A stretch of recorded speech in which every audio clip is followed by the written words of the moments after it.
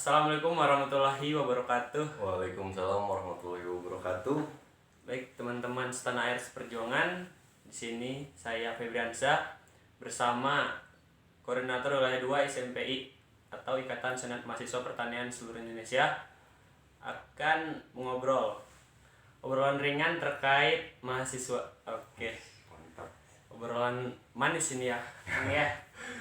Urgensi mungkin ya untuk keadaan mahasiswa saat ini.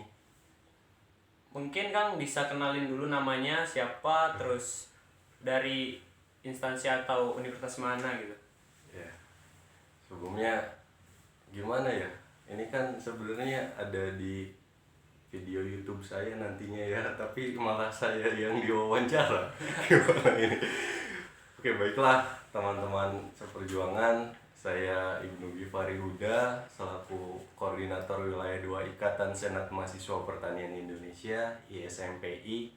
Saya di sini memakai jaket hijau kebanggaan Fakultas Pertanian Universitas Siliwangi karena instansi saya, kampus saya di Universitas Siliwangi. Dan mungkin cukup sekian dulu ya untuk perkenalan, nanti panjang lebar nanya nama Siap. malah substansinya nggak dapet nanti. Oke Kang, boleh nanya-nanya soal SMP Kang ya? Oh iya ya, siap. Jadi sejak kapan jadi koordinator wilayah 2 SMP Kang?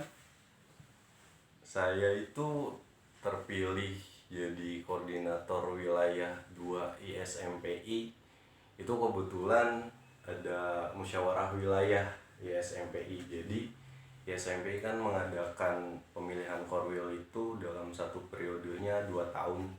Jadi kebetulan sekali, entah ada campur tangan Tuhan atau apa, jadi diselenggarakannya musyawarah wilayah ini di kampus saya tercinta, yaitu di Universitas Siliwangi. Waktu itu periodenya korwil sebelum saya, Korwil Jodi dari Universitas Singapura Bangsa Karawang. Dan muswil itu diagendakan ketika periode Jodi di 11 November kalau nggak salah, 10, 11 sampai 12 November kalau nggak salah, tahun 2017. Nah, alhamdulillah juga saya dipercayakan dan diamanahi sebagai koordinator wilayah atau pimpinan wilayah mahasiswa pertanian Indonesia. Itu. Berarti mulai tahun 2018. Dari 2017, terpilih 2017, kemudian baru punya pengurus itu di 2018.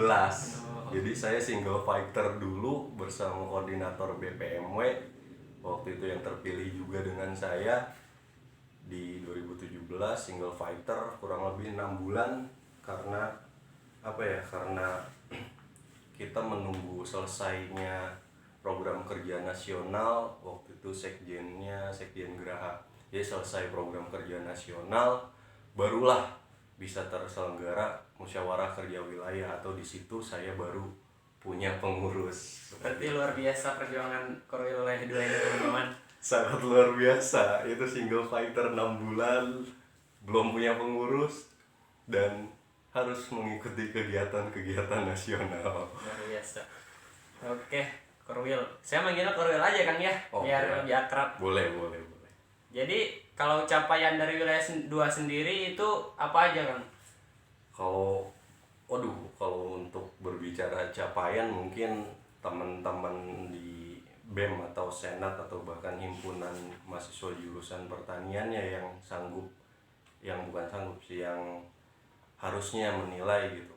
Tapi kalau lihat secara keseluruhan dari mulai internal ke pengurusan, alhamdulillah meskipun kita mengurus satu wilayah yang harusnya satu periode 2 tahun, tapi di kepengurusan kali ini menjadi 2 tahun setengah bahkan lebih nantinya, karena belum tahu muswil kapan. Karena ada corona. Karena adanya corona ini gitu. Iya. Jadi alhamdulillah di internal kepengurusan sendiri sampai sekarang masih solid gitu. Kita melaksanakan program kerja semua hampir terlaksana, mulai dari musyawarah kerja wilayah di mana kepengurusan saya dan proker-proker saya terbentuk, kemudian lanjut di kewirausahaan wilayah di tahun 2018 juga setelah Mukerwil itu di Universitas Nusa Bangsa Bogor, dan alhamdulillah pengurus wilayah saya di bidang kewirausahaan itu yang terjun langsung mengonsep beberapa bulan sebelum acara gitu. Jadi bertemu dengan itu merupakan wujud keseriusan dari pengurus wilayah dalam suatu program kerja. Kemudian selesai kewirausahaan wilayah, proker yang telah terlaksana juga itu ada latihan kepemimpinan mahasiswa pertanian wilayah atau biasa kita sebut LKMPW 2 ISMPI itu di Universitas Muhammadiyah Jakarta.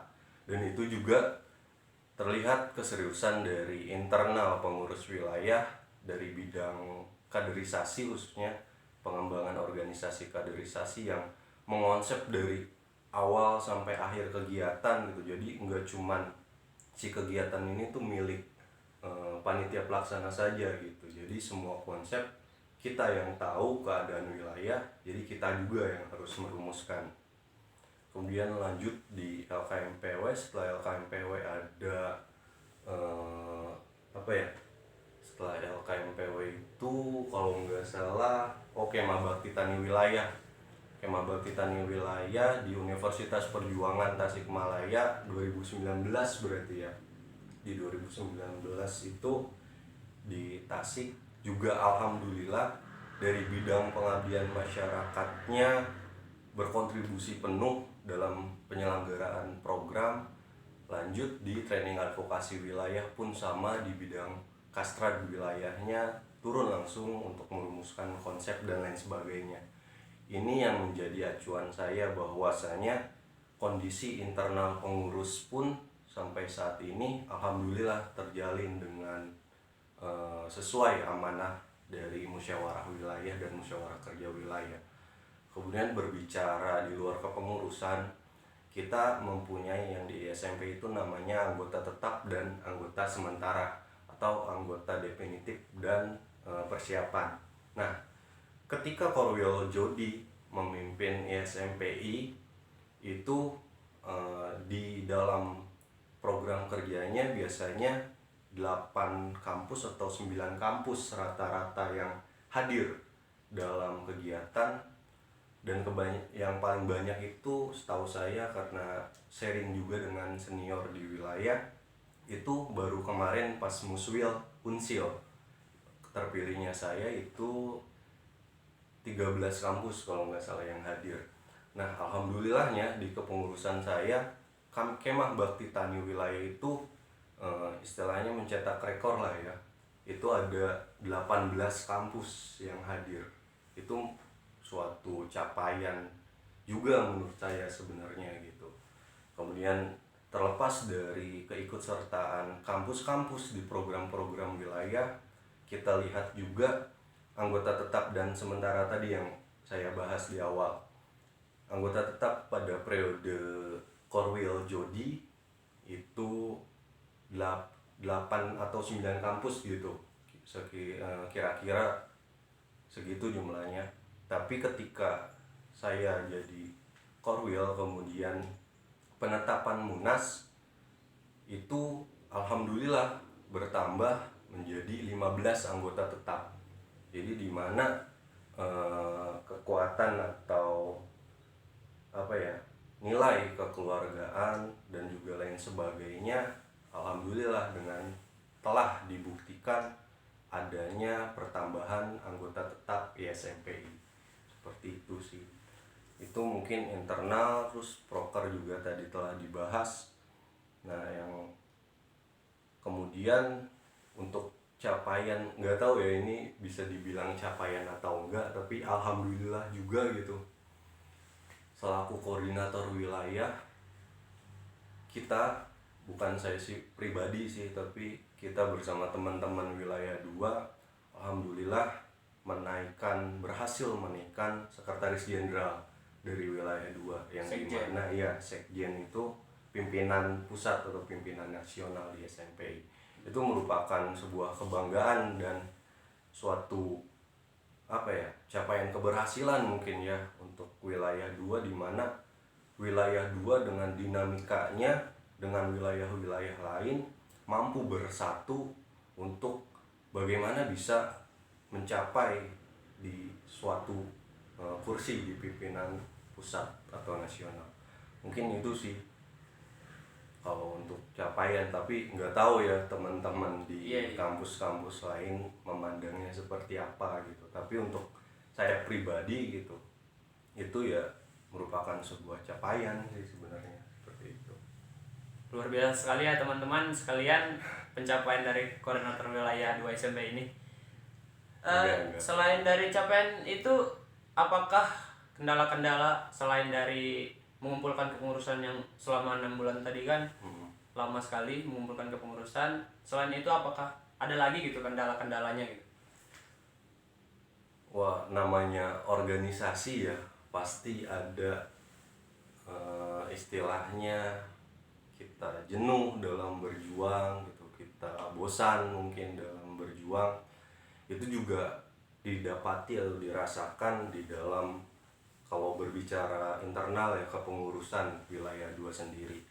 Dan menurut saya itu merupakan kondisi yang wajar lah ya, ketika ada kejenuhan dari pengurus, kemudian hilangnya kepengurusan untuk sementara waktu, itu pasti ada sih di dalam sebuah organisasi, apalagi kita kan organisasi LDR ya, lintas kampus, lintas daerah seperti itu. Tapi bagaimana caranya kita untuk bisa menyelesaikan atau kita sudahilah gitu istirahat kita ini dengan cara ya membangun komunikasi sih gitu. Kendala itu kemudian untuk berbicara wilayah, kendala kita di wilayah itu adalah bagaimana kelembagaan kampus menilai ISMPI. Nah, ini mungkin video ini bisa dilihat juga oleh dekan-dekan Fakultas Pertanian atau rektor kampus ya. Iya. Ini rupanya harus dilihat gitu. ISMPI saat ini adalah ikatan organisasi mahasiswa sejenis gitu, dimana ISMPI telah disahkan atau dilegalkan oleh Kemendikbud pada tahun 1994. Jadi ISMPI itu bukan organisasi eksternal gitu, tapi banyak lembaga atau bahkan mahasiswanya sendiri yang memandang bahwa ISMPI ini merupakan organisasi eksternal, padahal bukan gitu.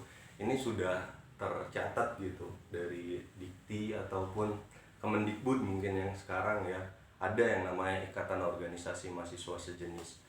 Dan pergerakan kita pun berbasisnya di kampus gitu. Tiap kita melaksanakan proker ya harus di kampus, bukan harus, maksudnya panitia pelaksananya adalah organisasi mahasiswa intra kampusnya itu sendiri gitu, atau bisa BEM fakultasnya atau himpunannya gitu yang tergabung dalam ISMPI.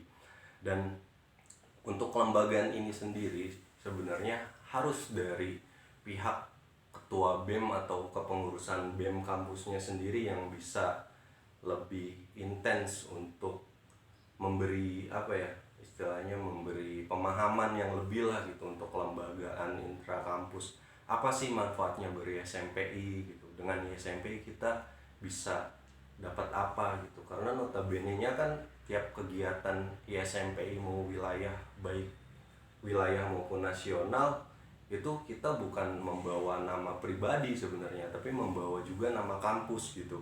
Jadi kampus kita ketika mengikuti kegiatan wilayah maupun nasional berarti ikut berkontribusi dan ikut memperkenalkan alma mater kita sendiri gitu di ranah wilayah maupun di ranah nasional, seperti itu. Jadi sangat disayangkan ketika ISMPI dibatasi untuk bergerak atau membuat kegiatan di kampus ataupun di luar kampus itu sendiri. Mungkin itu sih kendala-kendala yang ada gitu. Berarti penilaian teman-teman terhadap SMPI sendiri itu belum tahu gitu mungkin ya, bahwasanya SMPI tersebut memang sudah legal gitu, dari Kemendikbud sudah ada peraturannya teman-teman sekalian. beberapa sih, ada beberapa memang yang sudah mengetahui, tapi ada beberapa kampus baru kan gitu yang memang telah ikut tapi seniornya tidak menurunkan kepada junior-juniornya gitu, yang menjadikan SMP putus di satu kampus itu. Jadi kita harus datang lagi memberi pemahaman lagi bahwa ISMP itu bukan organisasi eksternal gitu, tapi ISMP adalah ikatan organisasi mahasiswa sejenis yang disahkan dan satu-satunya yang dilegalkan di tingkat Fakultas Pertanian. Seperti itu sih. Oke.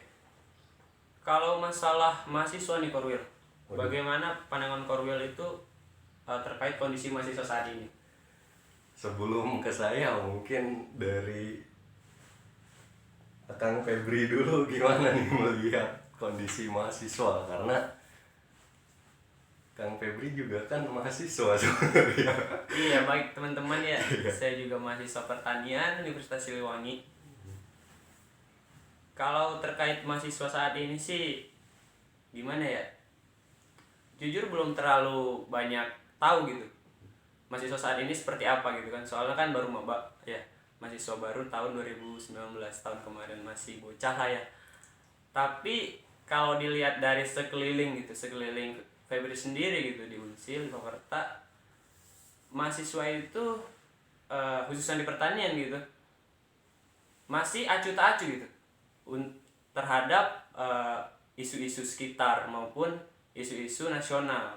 Jadi kepekaan terhadap masalah itu belum ada. Jadi mahasiswa itu kan harus kritis gitu. Mahasiswa itu harus menjunjung tinggi perguruan tridharma perguruan tingginya. Jadi Benar sekali. sebisa mungkin kita itu dapat mengkritisi apapun itu masalah yang ada di regional maupun nasional. Tapi yang saya lihat itu belum muncul di teman-teman maba. Tapi kalau di teman-teman yang senior itu sudah ada. Tapi ya mungkin itu kembali lagi ke pemahaman teman-teman yang maba, mungkin belum mendapatkan pemahaman bahwasannya mahasiswa itu harus seperti apa gitu. Ya. Karena kita bukan ranahnya lagi SMA atau SMK dan setingkatnya gitu. Kita sudah meranah ke mahasiswa dan bakal terjun langsung ke masyarakat. Mungkin kalau dari Febri sih itu sih. Kalau dari Kang Korwil sendiri gimana sih? Benar sekali sih tadi yang udah disampaikan sama Febri ya. Melihat kondisi mahasiswa saat ini gitu, karena saya juga masih mahasiswa.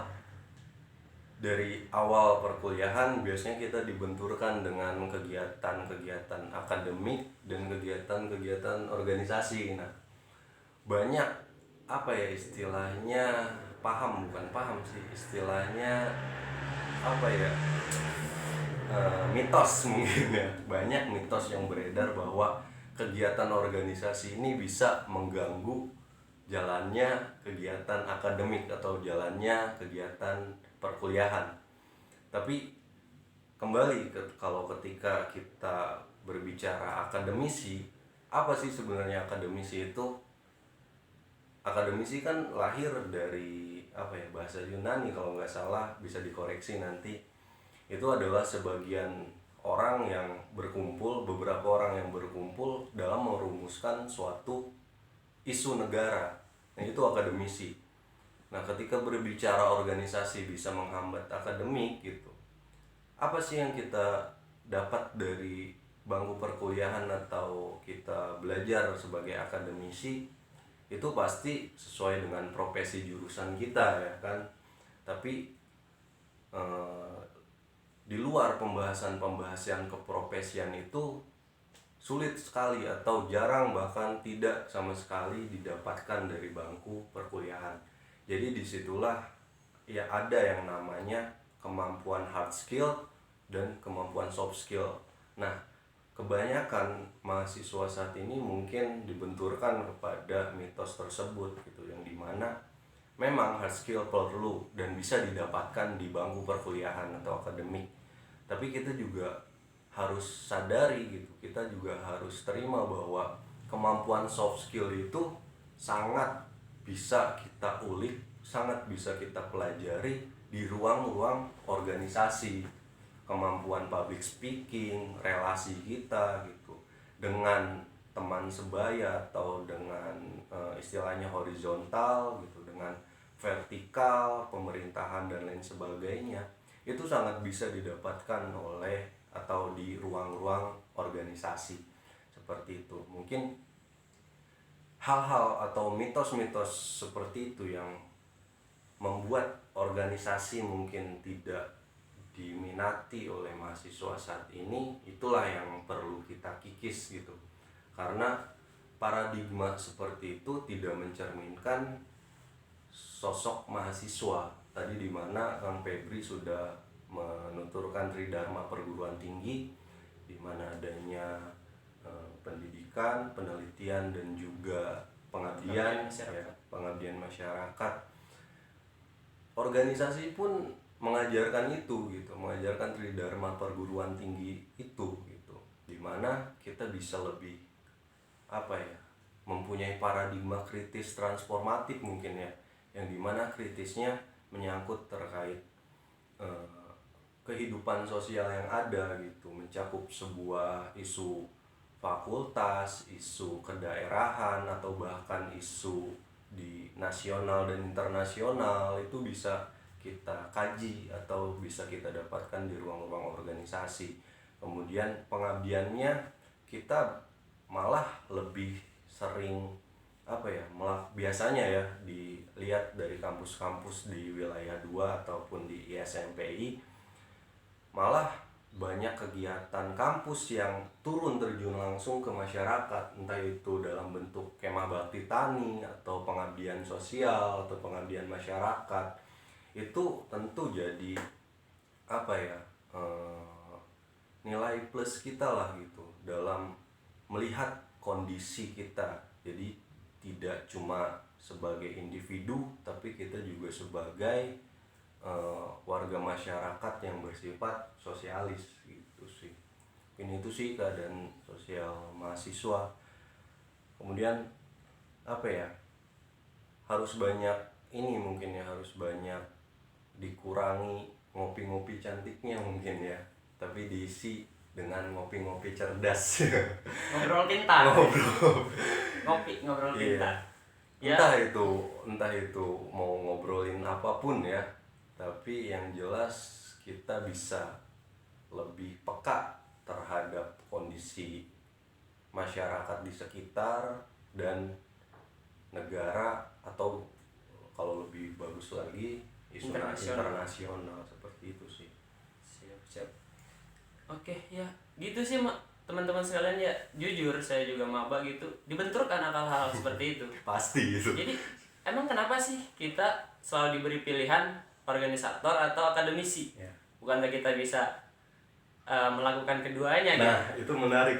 Ini menarik sih gitu. Padahal kita bisa melakukan sebagai organisator dan juga sebagai akademisi kan gitu. Iya, ini menarik juga sih gitu ya, terkait bagaimana atau kenapa kita harus memilih salah satunya di antara keduanya. Padahal kan kita bisa mendapatkan keduanya gitu, seorang akademisi dan seorang organisatoris atau aktivis pun ya cita-citanya adalah lulus kuliah gitu ya, untuk menyelesaikan tanggung jawab akademiknya.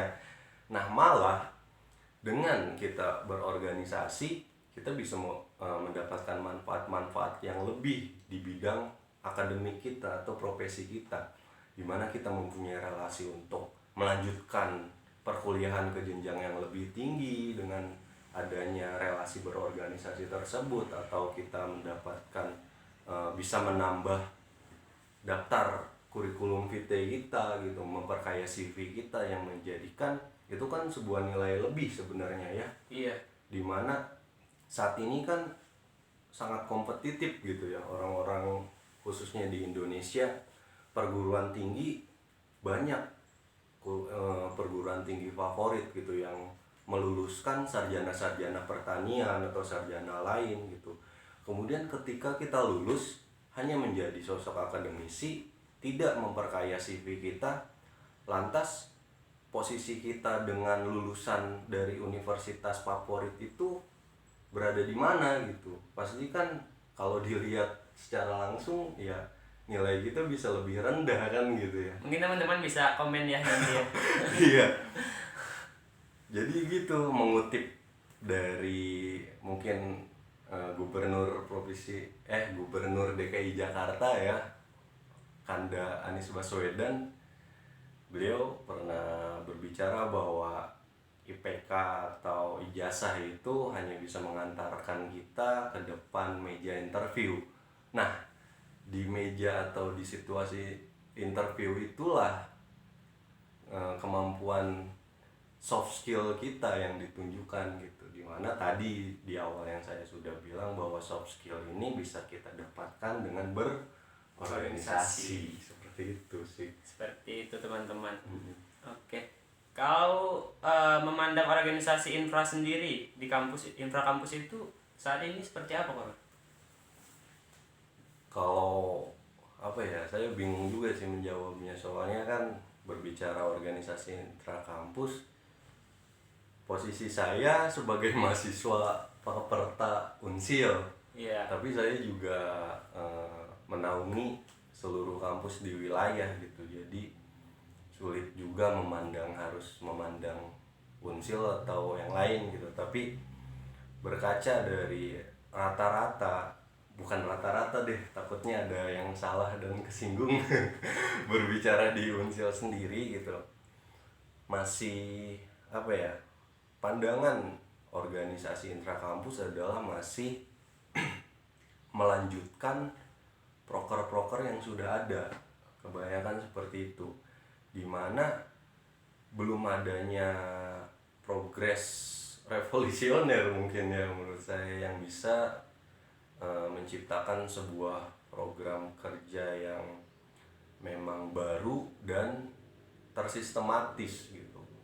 Karena berbicara program kerja, kalau intra kampus ini kan sebenarnya strategis, di mana kita sudah pasti memiliki masa dengan warga Fakultas Pertanian ya, kalau kita berbicara Paperta. Kalau berbicara Unsil ya kita punya warga Unsil itu sendiri. Nah, kita sudah punya masa. Tapi yang masih disayangkan saat ini adalah ketika kita berorganisasi, yang terbayang adalah lelahnya saja gitu, capeknya saja kita melaksanakan proker ini itu, tapi tidak ada kebermanfaatan yang lanjut sih. Nah, ini yang harus kita harus kita bentuk dari sekarang adalah kebermanfaatan organisasi yang lebih luas lagi yang harus kita dapatkan. Jadi nggak cuma dapat capek, nggak cuma dikenal sama maba mungkin ya, nggak cuma jadi ketua yang notabene-nya dikenal dengan dekan, tapi kita juga harus punya apa sih gitu setelah berorganisasi, setelah berproses dalam satu organisasi intrakampus. Selanjutnya kita akan melaksanakan apa gitu, selanjutnya kita bakal dapat apa gitu. Contohnya jadi ketua BEM. Ketua BEM kan istilahnya dekat sama dekan ya biasanya gitu, dekat sama dekan fakultas gitu.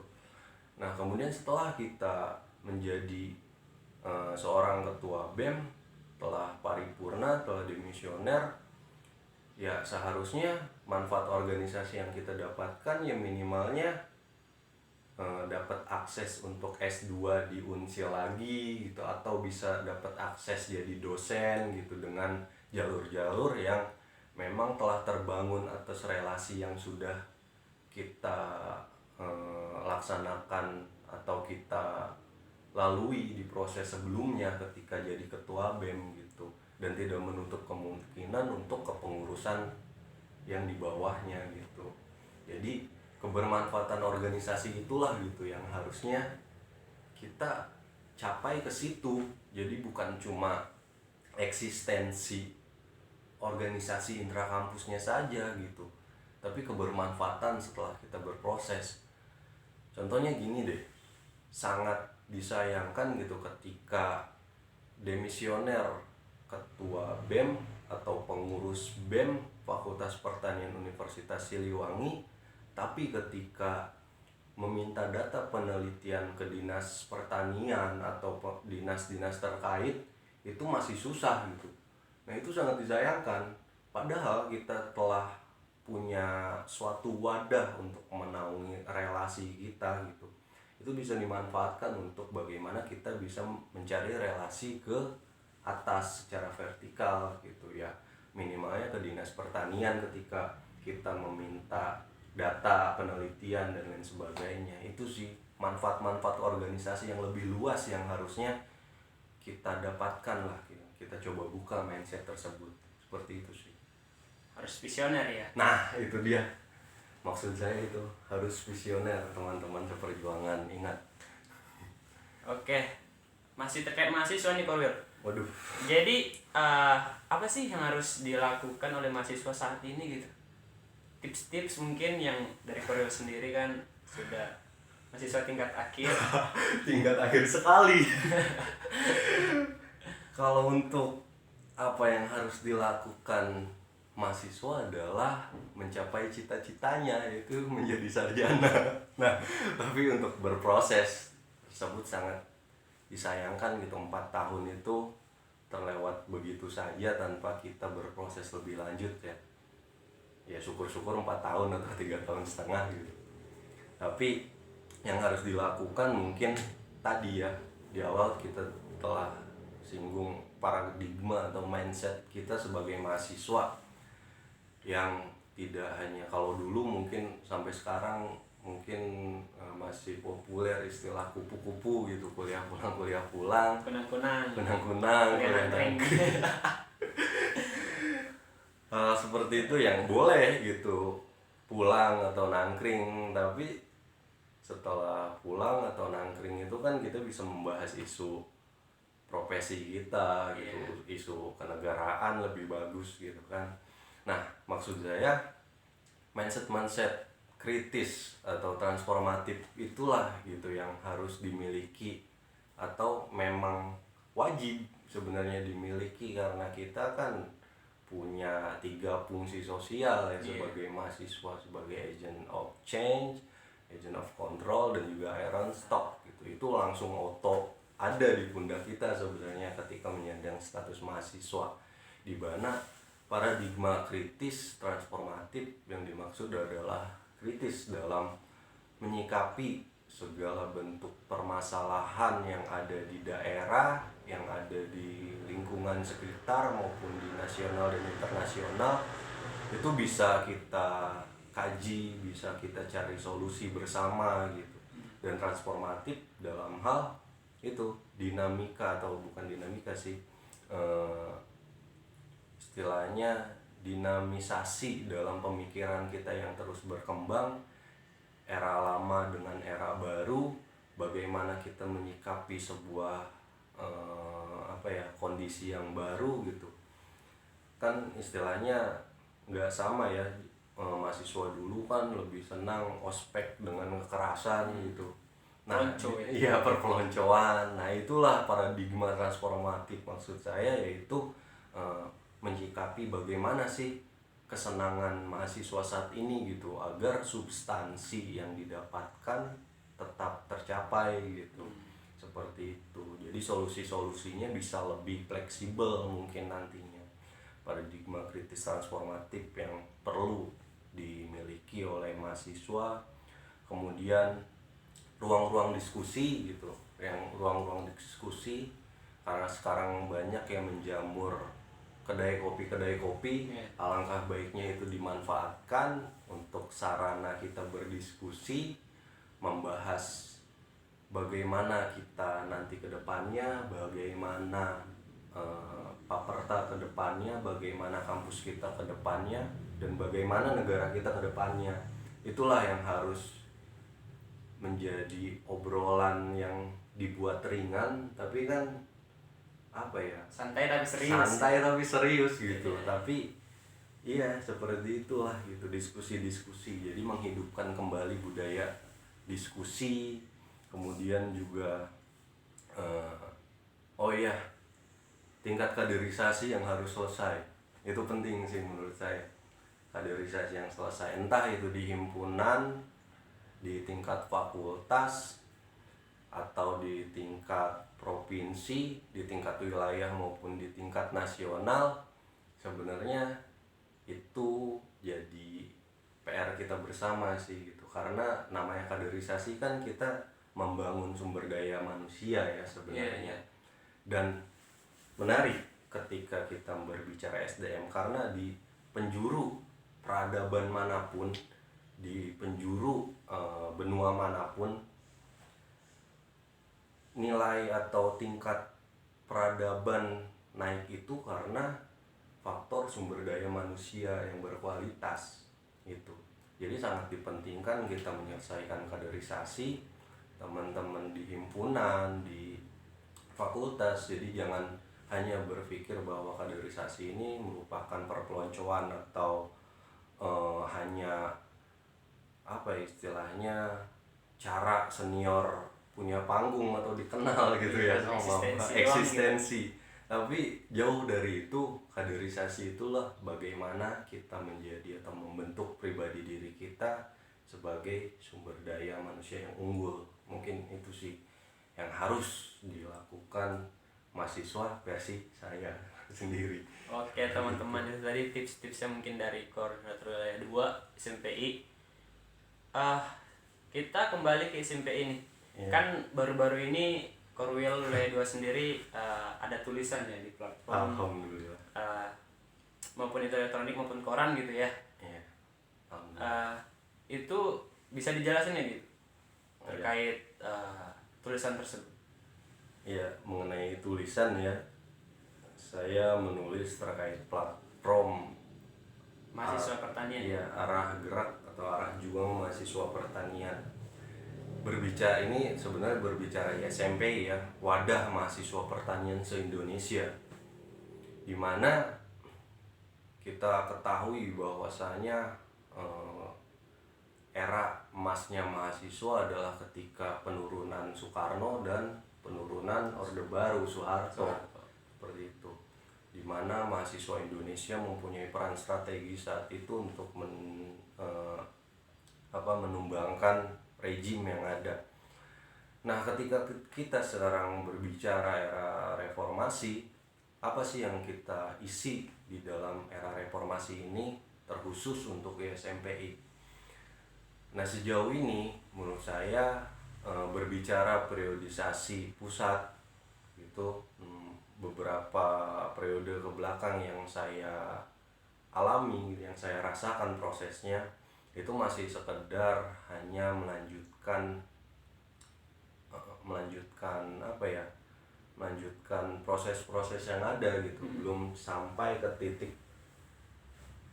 dimana kita bisa membuat atau memperjuangkan suatu hal yang baru seperti itu.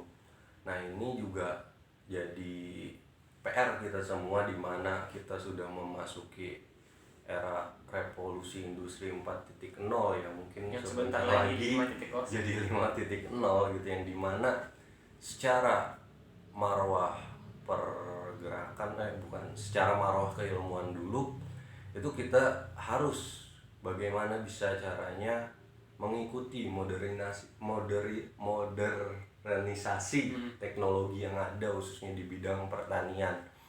Karena kita sebagai kaum akademisi, kaum intelektual yang mempunyai peran penting untuk pertanian Indonesia 10, 15 atau 20 tahun ke depannya gitu. Itu kita harus menjadi bridging atau jembatan antara kaum intelektual, pemerintah, dan juga pelaku usaha tani tersebut gitu. Kemudian berbicara di ranah pergerakan adalah bagaimana kita tetap menjadi sosok yang independensi, tapi tetap menggelorakan marwah advokasi kita, di mana menjadi civil society, yang artinya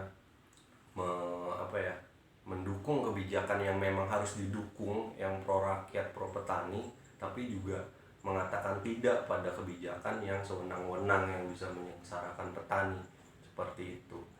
Dan di luar konteks itu semua gitu, ISMPI saat ini harus benar-benar mampu menjadikan ISMPI sebagai wadah pergerakan mahasiswa pertanian, entah itu di bidang kaderisasinya kita bisa mencetak sumber daya manusia yang unggul gitu, yang bisa menjadi sosok pemimpin 10-15 tahun yang akan datang gitu. Kemudian bagaimana kita bisa berkontribusi penuh dengan masyarakat tani khususnya gitu, dengan mengadakan kegiatan bakti tani dan lain sebagainya gitu. Dan kita juga bisa mencerdaskan kehidupan bangsa gitu dengan marwah kita, marwah advokasi ya. Bagaimana bisa kita menularkan atau memberi pemahaman terkait advokasi khususnya di tingkat himpunan atau di tingkat fakultas. Jadi semuanya itu rata, menyeluruh gitu,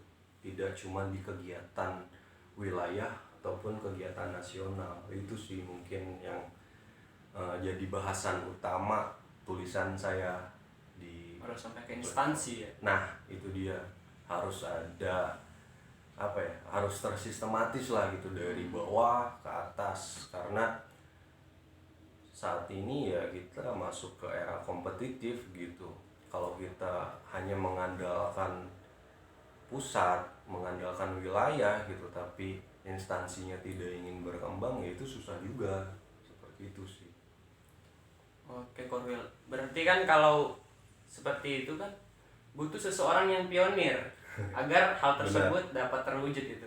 Nah, SMPI kan bentar lagi pengen lengser nih periode yang sekarang dan bakal diganti periode yang baru. Apakah dari koordinator wilayah 2 SMPI siap jadi sekjen? Aduh, pertanyaan yang sangat pamungkas, Bambang. Mungkin ini pertanyaan terakhir ya, teman-teman. Mungkin ini kita dengar ya. Apakah koordinator wilayah 2 SMPI siap jadi sekjen SMPI periode 2020 ya sampai 2022 ya? Iya. 2020 sampai 2022. 21 atau 22 lah mungkin. Ya 22 berarti. Ini luar biasa pertanyaannya. Tapi kalau berbicara niat sudah pasti ada ya. Karena saya berproses di ISMPI gitu. Di wilayah alhamdulillah sudah selesai, terutama di bidang program kerja dan lain sebagainya, event non event tinggal menunggu musyawarah wilayah. Kalau niat pasti ada gitu. Siap. Tapi kembali gitu, kalau saya ketika menjadi seorang pemimpin itu harus berlandaskan atas dukungan teman-teman yang lain gitu. Sama halnya ketika saya didukung menjadi koordinator wilayah saat itu, banyak pimpinan-pimpinan atau senior-senior dari kampus wilayah 2 yang mendukung saya gitu untuk jadi korwil. Dan alhamdulillah, dan untuk tingkat yang lebih tinggi ini pun untuk sekjen, kalau memang didukung ya saya ikhtiarkan gitu. Tapi kalau memang ada calon yang lebih bagus, yang lebih serius gitu, saya tidak mau terlalu ambisius. Seperti itu sih. Karena memang saya menginginkan yang terbaik untuk ISMPI dan mahasiswa pertanian semuanya, seluruh Indonesia gitu. Seperti itu sih mungkin. Oke teman-teman, ya tadi sedikit ulasan ngobrol ringan lah bersama koordinator wilayah 2 SMPI. Mungkin sekian, lebih dan kurang mohon maaf. Akhirul kalam, assalamualaikum warahmatullahi wabarakatuh. Waalaikumsalam warahmatullahi wabarakatuh. Hidup pertanian. Hidup pertanian. Berapa menit ini?